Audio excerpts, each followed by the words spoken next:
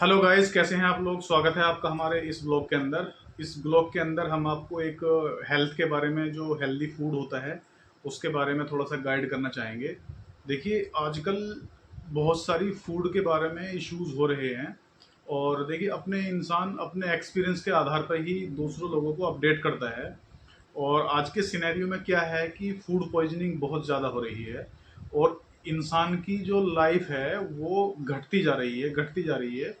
जहाँ तक मुझे लगता है कि उसका एक रीज़न ये भी है कि हम हेल्दी फूड नहीं खा पाते हैं। हेल्दी फूड क्यों नहीं खा पाते हैं? एक तो जानकारी का अभाव है, लोगों को इसके बारे में पता नहीं है। और इसके बारे में भी अलग अलग डिपार्टमेंट्स होते हैं, डॉक्टर्स होते हैं और आपका डाइटिशियन होते हैं जो आपको गाइड करते हैं कि आप किस तरीके से अपने आप को मेंटेन कर सकते हैं खाने के बारे में। तो जितनी मुझे नॉलेज है, मैं अपनी नॉलेज के आधार पर आपको थोड़ा सा गाइड करना चाहूँगा। देखिएगा, पहले होता क्या था, लोग मेहनत का काम करते थे, अच्छा खाना खाते थे, तो उनकी जो लाइफ होती थी बहुत हेल्दी होती थी, पसीने उनको आते थे और जो शरीर की जो गंदगी होती थी वो पसीनों के थ्रू निकलती थी। आजकल का जो कामकाज है, लोग क्या करते हैं कि एसी में बैठ के काम करते हैं, गाड़ी में एसी, ऑफिस में एसी, घर में एसी। और काम का जो एक तरीके का होता है कि भाई हार्ड वर्क जो होता है वो किसी का रहा नहीं है। ज़्यादातर लोग सिस्टम में बैठ कर काम करते हैं, ऑफिस में बैठ कर काम करते हैं। तो बेसिकली क्या है, जो इंसान का जो वर्क स्टाइल है बिल्कुल चेंज हो गया है और खान पीन भी बिल्कुल चेंज हो गया है। आजकल के जो खान पीन है, केवल इसके अंदर लोग टेस्ट ढूंढते हैं कि इसके अंदर टेस्ट होना चाहिए, वो शरीर के लिए हेल्दी है या नहीं है, उससे कोई मतलब नहीं है। तो मैं आपको कुछ पॉइंट्स देना चाहूंगा, जैसे कि सुबह उठते ही हम लोग क्या करते हैं। सुबह उठते ही हम लोगों को चाय चाहिए, चाय के साथ में या फिर कॉफ़ी चाहिए, या अगर हम चाय ले रहे हैं तो चाय के साथ हम ब्रेड खाएंगे। ब्रेड खा रहे हैं तो ब्रेड अवॉइड करके हम टोस्ट खाएंगे, समोसे खाएंगे, पकौड़ी खाएंगे, हलवा खाएंगे। तो basically these foods are very harmful for our body. तो अब आप बोलोगे कि भी इतनी सारी चीज़ आप लोगों ने बता दी हैं कि हमारे शरीर के लिए ये सब चीज़ खराब है, तो फिर खाएं क्या? तो मैं एग्जाम्पल के तौर पर थोड़ा थोड़ा सा बताता चलूंगा। जैसे कि जब हम सुबह को उठते हैं तो हमारे पेट जो होता है वो एसिडिटिक होता है, और जब हम उसके अंदर सुबह को चाय पीते हैं खाली पेट, तो हमारे शरीर के अंदर एसिड और बढ़ा देती है। तो इट्स मीन चाय हमको नुकसान देती है। दूसरा, चाय के साथ में हम टोस्ट लेते हैं। टोस्ट के अंदर जो क्या होता है, उसके अंदर कुछ केमिकल्स ऐसे होते हैं जो हमारी बॉडी को हार्म करते हैं।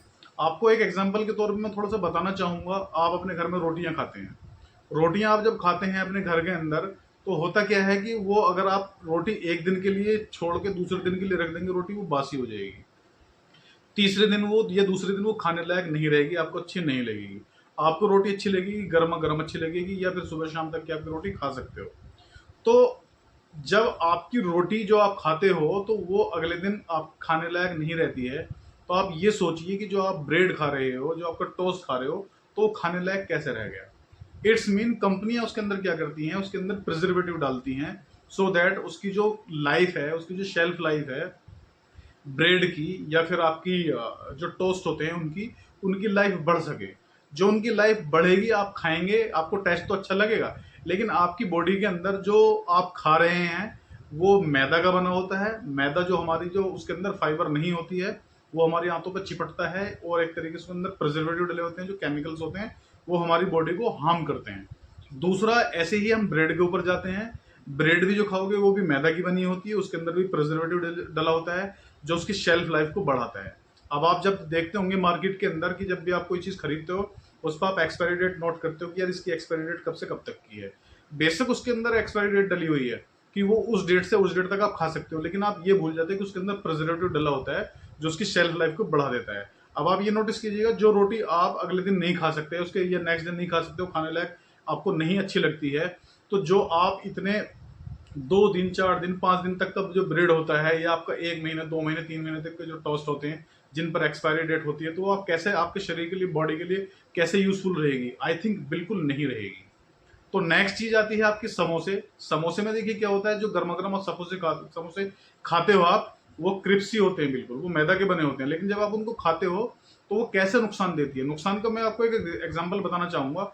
जो तेल जो होता है वो कढ़ाई के अंदर खोलता रहता है, जब वो तेल वो आपका रीहीट रीहीट यानी कि गरम गरम होता रहता है, तो जो तेल उसके अंदर आप उसको गर्मा गर्म करते जा रहे हो, उसी के अंदर चीजें निकालते जा रहे हो, बनाते जा रहे हो, तो उस तेल के अंदर कुछ केमिकल, कुछ रसायन ऐसे बन जाते हैं जो हमारी बॉडी के में हार्ट के लिए बहुत नुकसान देते हैं। कोलेस्ट्रॉल लेवल बढ़ा देते हैं, हार्ट के लिए बहुत नुकसान देते हैं, आपकी बॉडी को हार्म पहुंचाते हैं। पकौड़ी लोगों को बहुत पसंद है, पकौड़ी खाते हैं इस तरीके से।